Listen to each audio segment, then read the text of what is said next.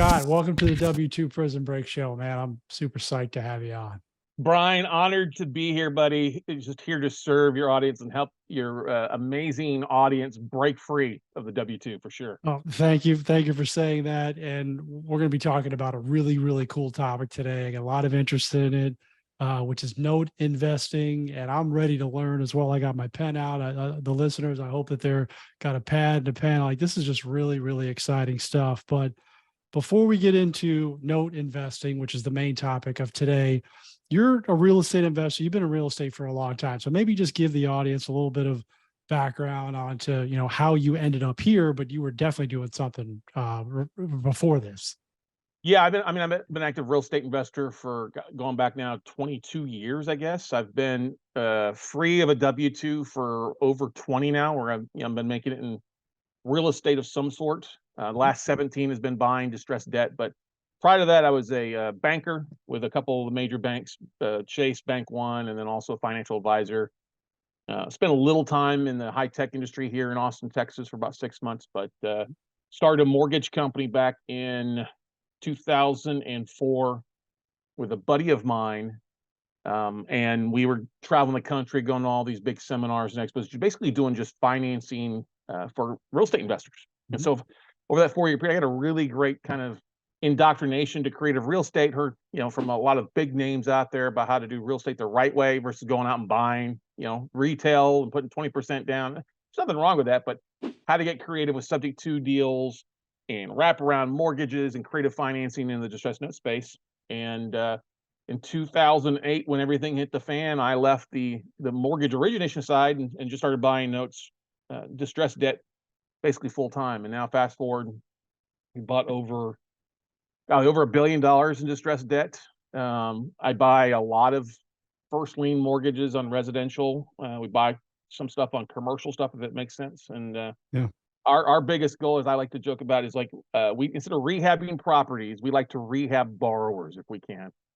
And I still end up fixing and flipping some properties and stuff like that. But I love this niche of real estate investing for a couple different reasons. I'm sure we'll get into it later on. But that's, I'm the note guy. I started sharing videos online of me sweating, walking around properties and going through case studies, stuff like that. And pretty proud of the fact we have the #1 YouTube channel and #1 podcast for note investors out there right now. I love it. And I also heard what you said about a mortgage guy said that creative financing is the right way to buy property. So, I mean, I just kind of, I didn't want anybody to miss that. I hope everyone heard that. Okay. So you are the note guy. This is such a cool topic. And it is, I don't think it's very well known. So, I mean, obviously you have the #1 YouTube channel, but it's just not something that's talked about a lot. So, okay, I'm just going to ask you flat out, what is note investing?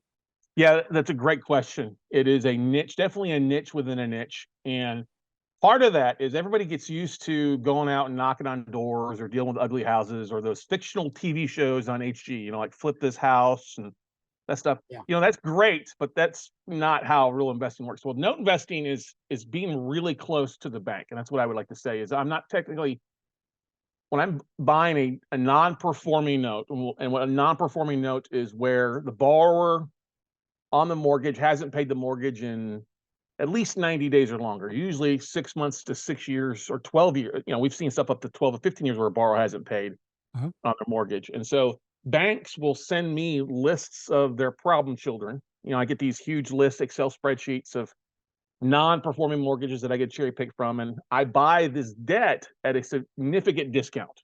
We're talking 40, 50, 60 cents on the dollar of what's owed or value of the property. Yeah. And how I make my money is I buy that debt. I then become the bank, become the lender. And then I make my money by then reaching back out to the homeowner and say, hey, Jim Bob or Joe Bob or, whatever. I know you were with such and such bank. You haven't paid in a while. What happened? What's your country western song? And a lot of times I'll know what their country western song is ahead of time because it'll all be in notes, stuff like that. But then we end up doing modifications for the borrowers, try to keep them in the house, maybe reduce their interest rate, reduce what they owe, put them on a payment plan. And then we turn that non-performing note now into a performing note with cash flow. And if they won't play ball with us in some sort of fashion, then we'll look to either A, help them sell the property and cash them out, give them some cash to walk away. Or if they won't play ball with us at all, the bank, I have the same right as the bank does to foreclose, and then I can start the foreclosure process, take the property back, and then do what I want with the property, sell it, keep it, rehab it, whatever I want to do with it. So note investing is, most people think about note investing as just creating terms. I'm going to get a property and I'm going to buy it on terms. I'm going to have the seller do it with owner financing, or I'm going to sell a property owner financing. That is one niche in creating paper.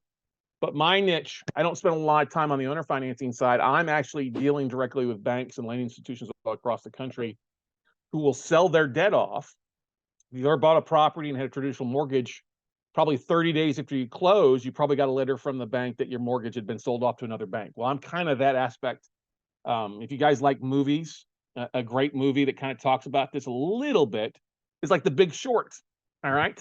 Mhm. I'm kind of like the Christian Bale guy in The Big Short, listening to rock and roll, wearing shorts and a t-shirt, looking at spreadsheets all day and identifying opportunities where I think the borrower could either I could either rehab the borrower to keep in for a great cash flow, or if they won't play ball, is it going to be worth my time to buy that note at a discount and then foreclose and take the property back? So that's kind of that in a nutshell. If that makes sense, Brian. Totally makes sense. I've owned several houses, and I do see the transfer of the, hey, now we're servicing your loan now.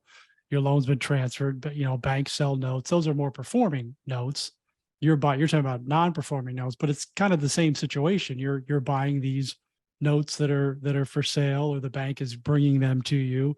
How do you find those? I mean, I know they're bringing them to you, but if you're just an average person, right, like me, like how would I find a non-performing note?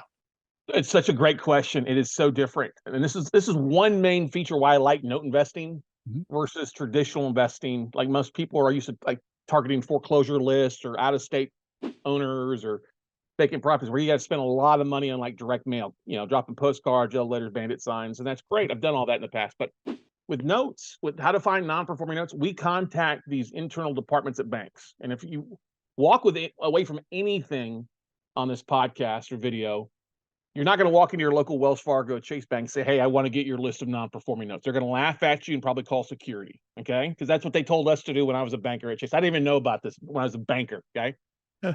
but every bank does sell notes. It just depends on what they sell them, whether it's an individual note or they want to sell them in like 50 to $100 million portfolios. And that's Bank of America, Chase, Citi. They sell the big portfolios, but there's plenty of other lenders out there. So if you're going to be reaching out to banks, what you'd want to do is find somebody in the special assets department or the secondary marketing department or a special asset manager or a whole loan trader desk.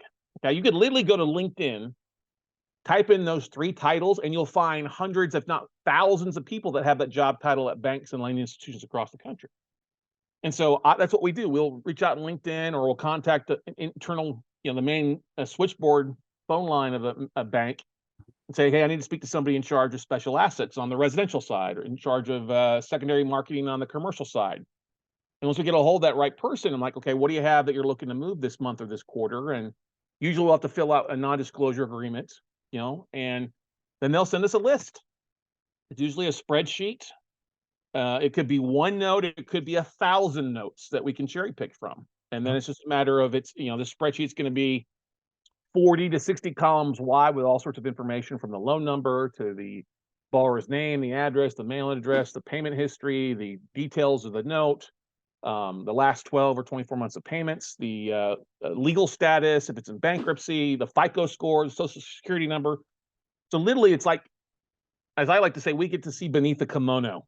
You know, the bank sends us this Yeah. list, and we can look at all this information, and then it gives us, if we want to make an offer on, say, 10 of them, we'll make an offer on 10, and then they'll send us even more information if they like our offer, where we'll get like the servicing notes and copies of like I got a collateral file right here. This is kind of what we're actually buying, is this collateral file, not the property, but it's secured by the property. So, we get these, lenders that send us stuff, these hedge funds that are mortgage, um, buying, funds. They don't want to hold on to non-performing notes. They want to get rid of it because they like that cash flow Yep. for performance stuff. And so that's what we've just, perfected over the last few years. 15 years ago, I was making 100 phone calls a day, dialing for dollars all the time. But now Yeah. these days, it's with the help of LinkedIn and some other sources. It's not as hard to find. You just got to be willing to market a little bit differently than sending out postcards or yellow letters. hoping that you get a borrower to reach out to you with one property. Well, my goal is to have a bank reach out to me that has hundreds of properties or hundreds of notes every month, every quarter that I can cherry pick from. That's right. Okay, awesome. That was a great tip. And I hope that, you guys take action on that. We're going to get a little bit more how you help people do this too, Scott. All right. So you said in the beginning that you're buying some of these non-performing notes, 40 to 50% discount. You do your thing, get them to performing. I have two questions follow up. How long does that typically take? And then and I assume you sell them, and then what is the opportunity when you sell? Like, how much are you selling them for? Great question. So usually once you buy a note, we'll give that borrower like 90 days to get back on track. And because there's a period of time that servicing's got to transfer from the old servicing company to our servicing company, that can take 2 weeks to a month. And then it's all about reaching out to that borrower. Hey, what happened? Where are you at? What's going on? Were you out of work? The big thing that was kind of a big difficult hurdle to overcome was COVID. We couldn't foreclose on anybody for 2 years, couldn't evict anybody. So Yeah. we still worked with the borrowers to put them on payment plans, but that was, and we were lucky. We had about 85% of our portfolio paid on time. But now these days, if a borrower is not going to come to the table and give some sort of payment plan or get back in, they don't want to get back on track, that's fine. But now we have the right to foreclose. So we give 90 days to 120 days for that borrower to come back up with a payment plan, kind of get back on track. And then for a note to be reclassified from non-performing to performing, they need to at least make 6 months of on-time payments. I prefer 12. All right. 12 months of on-time payments is better. We usually want them to bring some payment on the front end, some skin in the game, 4 months of payments, stuff like that. Mm-hmm. But they make payments for 12 months. And if I bought that note at, say, 50 cents of the value of the property, maybe they were owed more than the property's worth. But if I bought it at 50, I could probably turn around and now sell that note at 85, 90 cents on the dollar, the value of the property. So now I bought that note. I got a little bit of skin in the game from the borrower, usually at least 4 months of payments. I got a year full of payments now. And then I got another 35% profit, 85 minus 50 on the back end of selling it after 12 months. Now, I don't always sell them after 12 months. Sometimes I'll hold them for, 24, 36 months. It just depends how well the borrower's performing, what kind of yield we're getting off that deal. But that's what a lot of these note funds will do, is they'll buy a portfolio of non-performing, work like hell to get the borrower back on track. If they can't get the borrower back on track in 90 days, they start the foreclosure process, or we'll sell it off to somebody else. And they're holding it for cash flow for a period of time. Okay. That's awesome. Okay. So I'm going to give this back to you because I just did some quick math in my head. I just want people to understand the opportunity, and please correct me on any of this. Let's do some simple numbers. So Do it. let's say a borrower has a property that's worth 200. They haven't paid in a year because they've been out of work or COVID or something like that. So they may owe 210, 212. Just say 210. Mhm. Well, if the house is worth 200 and they owe 210, I'm gonna make my bid off the value of the property because that's the lesser number. So let's say I offer just say 60 cents on the dollar, $200,000 house. So that's 120 I pay for that. Okay. A normal mortgage payment on a $200,000 house is probably around, well, it's hard to with these interest rates, but let's just say $1,600 a month. Yep. Okay. So I'm going to ask the borrower to bring probably 4 months of payments. They owe more than a year, and they're not going to have a year of payments, but I need them to bring some skin in the name. So if I have them bring 4 months to the table, that's $6,400. $6,400. Now I get a year of payments at $1,600. So if I just take 1,600, do some quick math, 1,600 times 16 months, 4 months on the front end plus a year of payments. That means I've got 25,600 in cash flow for that 12 months. Now it's reperforming. Now I sell it at 80, let's just say 80 cents on the dollar. 80 times 200,000 is 160. I paid 120 for it. So I now get another $40,000 in profit for selling the note. That's 40,000 on top of that. So my total cash flow is 65,600 that came in during that 12 months. I paid how much for the note, Brian? 120. 120. That's a pretty good yield on that, right? I'm not going to say the number. Yeah, it's about 50%. Now there's some servicing costs that go along with it. Sure. That's pretty inexpensive. If there's back taxes, I got to pay taxes on that. And I wish they all worked out that way. Yeah. about 65, 70% if it's an occupied asset and the borrower's still in it, I can usually get them back on track for something. But the other 25, 30%, I'm gonna have to foreclose. So I'm gonna be paying attorney fees and servicing costs. And then I gotta look at rehabbing the property and cleaning it out once I evict them and go from there. If I don't sell that note at the foreclosure auction. Okay, that's another. Okay, so let's perfect example. Let's segue into that. Okay, they don't perform, and you got to take the property over. What are some of the things that you're doing? What are some of the options? Yeah, the options is I prefer not to foreclose. So Yeah, we will reach out to the homeowner and say, listen, you owe more than the property's worth. If you can't come to the table, do you want to walk away? We'll give you some cash for keys. I'll give them 5, 10 grand to walk. 'Cause that's more than they would get if they tried to sell the property because they owe more than the property's technically worth. Now, yeah, if it's in a decent area, I would offer them, hey, you can short sale it. If you want to short sell it, I'm the bank. I'm the fastest short sale approval company in America, right? So if they can sell it for 90 cents to the dollar, I'll take that at 180 and forgive them that $20,000 in overage. I won't even send them a 1099 for that. It's a forgiveness. If yeah. they won't play ball that way and they won't, um, do cash for keys or deed the property back to us or don't have somebody else that can take over the payments, then it's the foreclosure process. Mhm. And that will vary state by state. Okay. So like Texas, where I'm at, it's the fastest foreclosure, market. 21 days I can foreclose really quickly. Your state in Illinois, I am not a fan of. It takes about 12 to 18 months to foreclose. Yeah, I don't like Cook County, or I call it Crook County. It's tough if you're foreclosed and you're out of state investor. If you're local, it's okay, but out of state, they just don't work with you. yeah. But like New York, New Jersey takes 2 to 3 years. I don't buy in New York, New Jersey.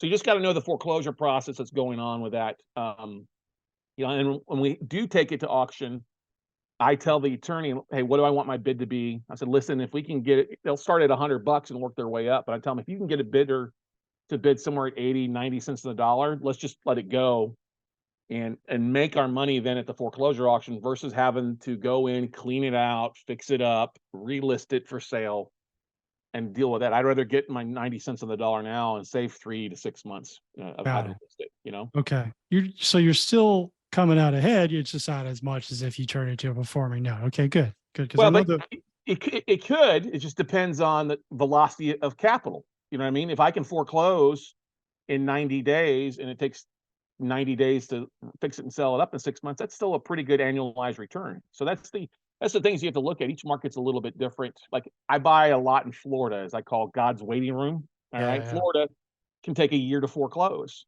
And depending on how I'm buying it at and where I see the market going. If it's an appreciating market, okay, I don't mind if it takes a year because that value is going to increase a little bit. If it's a stagnant market, I got to be very careful and try to move it faster because my ROI goes down every month that property's sitting around. okay. This is so good. I love this. Now, again, the things that are popping to my mind that the audience might be asking right now is, all right, okay, great. Where do I get $120,000 from? Yeah. Right. I mean, I guess I mean, you're doing a high volume, but if you're in the beginning, how are you getting the money? It's most of it's going to be private money. We use OPM, other people's money. And people are like, how do you find that? Well, I'll tell you, it's the easiest thing to find private investors out there. And the way I do it is a little bit different. I'm a big believer you need to go to your local real estate club and your networking and go and network with people. That's a great thing. But what we have found is the biggest river of private capital comes from networking with self-directed IRA investors. And one of the things that we do, I just did a call last night for one of my coaching students, and we found him 500 investors who have self-directed IRAs in his county who have pulled the trigger on either buying a property or lending on a property, technically a note. And Yeah. we found their mailing address. We found their first name, last name on about half of them, but we have their mailing address for all of them.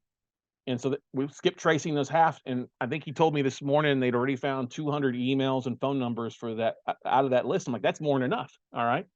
So that's what we do is we literally will go to in an area that we're buying or where you're located. We'll go to the county appraisal district, Uh-huh. and in states and counties that allow for you to search by name. Not every state does. Like New York, New Jersey won't let you search by name. California, Arizona won't let you search. Minnesota, I think Chicago will though. Mhm. You go to Cook County and go to the appraisal district and just type in Equity Trust, which is one of the biggest self-directed IRA companies out there. Equity trust is the property owner name. Because if somebody buys a property in their self-directed IRA, it's going to be labeled equity trust or Quest trust or Pensco trust for the benefit of their name and IRA numbers. So we look for equity trust. It'll pull up all these people that own a property in their IRA. And then the only direct mail that we do is send out an email to them or find them on LinkedIn or Facebook and say, hey, I see that you use your IRA. You're obviously a real estate investor looking for deals. We've got a ton of deals. You can make, an above average return passively without having to do any work and deal with toilet stints and trash outs. Well, that might be something interesting to do with it. And that's what we do. We get a lot of investors that reach out and say, okay, yeah, I like this. You know, you don't need to have 120 grand. We see a lot of deals at like 25, 50, 75, stuff like that. Yeah. One of the things that we found is that roughly 2/3 of people that have an IRA have 150 grand or more in their accounts. 2/3 of the population that have IRAs based on the stuff we do. So if you need to raise $1 million, you're literally about 6 or 7 people away from having that. And if you figure in your reverse engineer your direct mail numbers, you're roughly 200 IRA contacts away from raising $1 million. There you go. There you go. So most people listening are of the mindset that you can't find money, and it's Yep. literally everywhere. You said, "Hey, it's really easy," and you just gave a great avenue. There's so many people out there that have self-directed IRAs. I got one of them, and a lot of times you don't know what to invest in. This sounds real. Do you educate them as to how this process works as well? Because I'm sure it kind of maybe goes over their head a little bit when you Yeah, first. you have to. But the great thing about self-directed IRA investors versus just your friend at the water cooler, the people that have actually gone and gotten like a Quest IRA account or an equity trust, they're pretty educated. Yeah, Self-directed IRA accounts aren't just out there like your Schwabs or your AG Edwards. I mean, yes, they have a self-directed IRA account, but they only allow you to invest in stocks.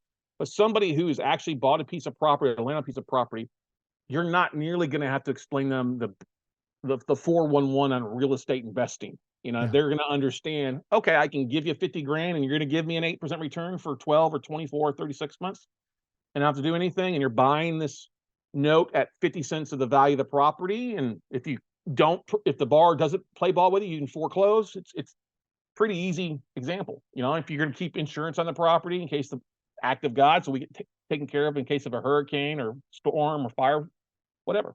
yeah. So they're earning a good return and getting their capital back in a short amount of time. And I would assume that a lot of those investors will just come right back to you and say, "Hey, let's do this again," right? Exactly. And you mentioned something, short amount of time.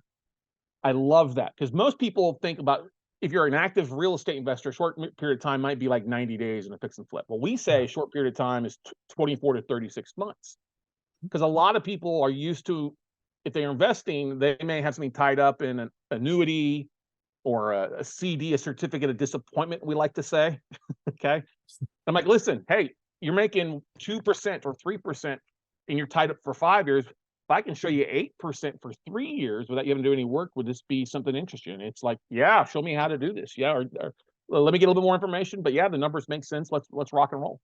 Awesome. And for the most part, it's a lot of times just sitting there anyways, right? And it's self-directed for a reason, but this is truly passive. It's like, hey, I gotta learn about it, and then here you go, and you just wait for the money to come back, and plus the return. So I love that. Great that you addressed that.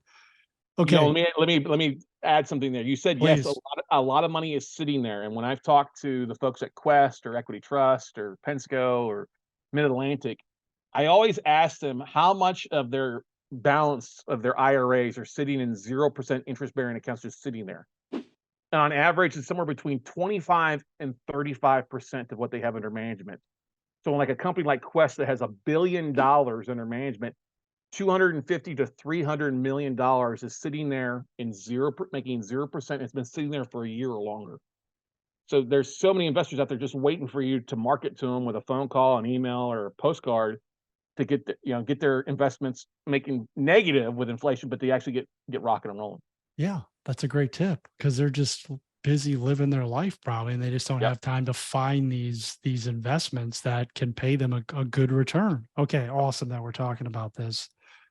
How do we learn? How does someone who wants to get started in note investing, what's the best first step for them with you? First step is we actually, I've been teaching this. Had to start teaching this when I got into it because I had to teach investors how this was different from real estate buying and fix and flip and stuff like this. So we started teaching workshops a few years back. I actually have a 1-day class and a 3-day class, and I'd love to give your audience the access to the 1-day class for free. It's called Note Weekend. It's about 12 hours of videos of me going through how to find, how to fund, and how to flip these and turn them into flow.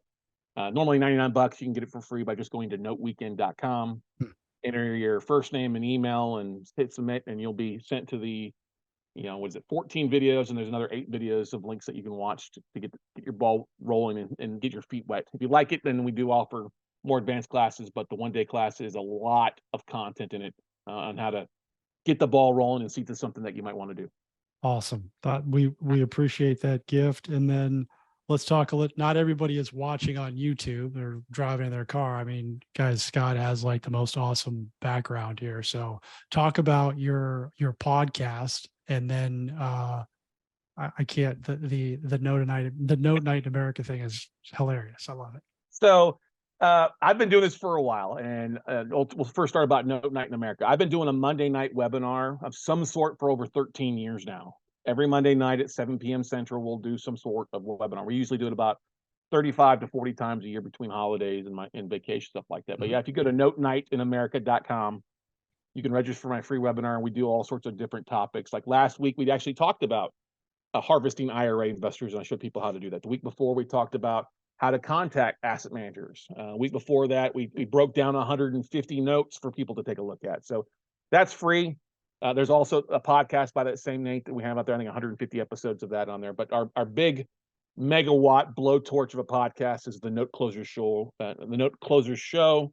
We're coming up on 800 episodes. We're just a few away from that. Over 1.4 million downloads, something like that. But that is a lot of content. About half of it's me interviewing people, vendors, note investors, and the other half is me delivering on some sort of topic that's relevant to your investing. Like this week, I've talked about your options if you are a distressed borrower, to the importance of adding video to your marketing, to raising capital. It's a lot of great stuff out there for you. Awesome, guys. Check that out. Seriously. And this episode, unfortunately, will not air by then, but Scott and I are going to be meeting here next month in September. He's spoken in front of our group, Smart Real Estate Coach, multiple times, and I can tell you that everybody is glued to the screen on Zoom when he's talking, because the mind is blown. Most people just don't realize that this is a thing. Like, this is all institutional stuff that is buying these notes. Yeah, imagine getting a list of notes every month, every quarter from a bank of leads where it's the problem children, and the bank is telling you, hey, we'll sell this as at a discount. And they're also, if I can't negotiate a good price to buy the note when I want, I often will turn to those leads and market to them for subject to deals. So it works well with that aspect, and get creative with the financing side of that. Market subject to. Okay. Well, I have a selfish question to answer you, because please do, buddy. Please do. The record today is August the 18th. So we're in August of 2023. There's so much talk about the housing market. Are we crashing? Like, where is it? What is it? And I have some insights on it. I have some beliefs. I talk to a lot of sellers. You're a real estate investor. While I hear the stories of, hey, everything's wonderful, prices are going up, 50 grand over asking, all that stuff, I also hear the stories about people who can't afford to pay their mortgages. So what is your take on the market, and what are you seeing with the notes that may lend some insight to the listeners, especially would-be real estate investors? Like, hey, this might be the time for you to jump in. Well, I would tell you this: don't wait to jump in. You can make money in real estate in good and bad times. You just have to adjust your techniques for your market, for the your specific market. People in California are going to invest differently than they would in Austin, Texas, and people invest in Austin, Texas invest differently than Dayton, Ohio. So you got to know what's going on in your market, and every market's different. Some people say Austin is a very hot market, and it has been. We've seen a little bit of dip, whereas I said a price correction last year. We were so overpriced, and values had come down a little bit. I'm like, oh, it's not a crash, it's a correction. Yeah. But here's the thing that I look at. When you look at the national default rate of mortgages, that number is still very historically low, about 2% of all mortgages. There's about 80 million homes with mortgages on it. That means there's still about 1.6 million borrowers in trouble out there. And that number has been in. I also look at foreclosure filings, and foreclosure filings are up in different parts of the country. Mhm. And you have to look at the foreclosure timeframe. Like what happens in Texas, we're going to see things happen a lot faster because the faster foreclosure process than say Florida, which can take 18 months, or Illinois, which can take a year. So you Yeah. got to really know what's going on in your market specific. I here's the thing. Things are getting more expensive. Cost of goods are more expensive. I mean, I've had my neighbors put some new roofs on. They can't believe the cost for roofing or new AC. I had a friend that cost them 12 grand to put a new AC in their house. I rehabbed a couple of properties recently, and I was like, oh, it's gotten a little bit more expensive. People aren't making as much as they used to, so there is distress in the market, especially in on the commercial side of the ballgame. We see that heavily in the retail side, the office space side, even in some of the rural areas, more in the, like hotel motels. We've seen that stuff there for you. Mm. People always ask me, what about apartments? Are you seeing some apartments? I'm like, apartments are still overpriced, but there is some distress in that asset because it's more of the fact that people bought these apartment complexes 3-4 years ago with the idea that they were going to refinance out. They're going to regentrify the asset, get cash flows up, and then refinance into a low rate 3 years later. Well, we know what's happened with rates now. Yeah. So we're starting to see a lot of opportunity in that, of stuff that's not even hitting the traditional markets and stuff like that. So there is a lot of distress. It's different on a market by market basis, but I'm starting to see more tapes, as I call, more lists coming in from banks. I'm Mm. getting more emails from asset managers. I'm seeing on LinkedIn more job offerings from major banks looking for loss mitigation and special asset managers, which means they're seeing an increase in distress. So that's what I see. I'm usually seeing stuff 6 to 12 months ahead of what it hits the market because we're kind of Yeah. seeing behind the screen. So there's distress out there. The great thing for a lot of folks is they do have some equity. And if they've got equity, they can sell, but that doesn't mean they want to sell. We've seen, I just got a list in of 640 first liens where the borrowers have somewhere between 15 to 25% in equity, and they're all not paying. And equity is great, but if you are out of a job, you can't go get a loan. You can't go get a mortgage or an equity line to use your equity to bail your ass out. There's really only one thing: sell your house, file bankruptcy, or get foreclosed on. And we've seen that going up. That's kind of my long answer to your short question, Brian. I mean, it's a very well thought out and good answer, and you do have to know your market. So I appreciate your insight there.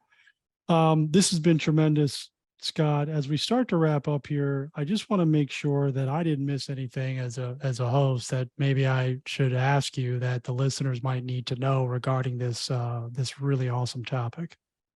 So I think one of the biggest questions is, how do you lose money as a note investor, like with any type of thing? Mhm. And I've seen big funds buy big portfolios of notes, and they're used to buying like foreclosures and REOs. The biggest mistake that we see new note investors make that come from the fix and flip or the rental side is they evaluate the asset like it's a piece of property. Oh, I'm buying this note, I get the property immediately. That is not the case. You're going to have to foreclose. You have to approach it like a banker. There is no ARV, after repair value, in the note business. It's all as is value because you never know if you're going to end up with a property. Yeah. Um, just because it may be a cheap asset or a cheap price for an asset doesn't mean you want to buy it, depending on where it's at. I never buy a note you don't want to end up owning. Like, I'll give you a great example. I got this tape in from a major hedge fund. It had a note that was performing. And I'm looking at it's performing. I'm like, where is this at? It's down in the valley, like Mission, Texas, which can be a hot market. Well, the online photo looks pretty damn good. But when I sent my due diligence guy by to take a picture of that, it was all weeds. The paint was peeling off. There was a ramp up on it. I'm like, oh, I don't necessarily want to own that asset because it doesn't look good. It doesn't look like what it did online. All Mm. right. And the fact is, if they stop paying or that bar gets behind, I'm going to have to deal with somebody who's handicapped, and I don't want to ever throw grandma from the train. You know what I mean? Right. Right. Right. So Right. that's the thing. It's different due diligence. It is all about the property, the collateral, and the borrower. So that's the thing you got to keep in mind. It's a little bit different process. You got to know what's the foreclosure. You're only entitled to, this is another big thing. You're only entitled to the legal balance. Some people are overpaying for notes because they're evaluating based on the property value. I'm like, no, no. You as the bank, you're only owed what is owed, not anything above that. The equity usually goes to the borrower if it sells above it. So keep that in mind. And if you don't do anything, there's a lot of people that buy a note and just won't do anything, and that's not what you want to do. Got it. Awesome. Well, they sure don't teach you this stuff in school, do they? We just got a 35-minute master class on how to make money in a really, really effective way. So, Scott, this Note investing has been around a long time. It's not anything new. It's just that it's definitely a niche within a niche. There's probably less than 50,000 true like distressed note investors out there across the country compared to hundreds of thousands of landlords or fix and flippers out there. But it is definitely it pays to be the bank. I like to say it's the sexy side of real estate in a I lot of love it. cases. I love it. I like it a lot. Just to recap, guys, noteweekend.com. Make sure you go there and take advantage of that free offer. Follow the show. I can't wait to listen to check out the YouTube channel. Scott, this has been tremendous. Definitely going to have you back on. I appreciate your time. And everyone, just have an excellent, excellent day. Thank you so much. And hey, guys, listen out there. One last thing. Brian is kicking ass and taking names of this podcast. I'm sure you agree by listening to him. So do him a favor. We as podcasters love to hear from our audience. So make sure you pound that subscribe button and you go over and leave that 5-star review right now. Okay. Do it. We'll love to hear it from you. And as like I said, we as podcasters, we want to hear from you. So leave that review. And thanks for listening to the podcast. Awesome. Appreciate you, man.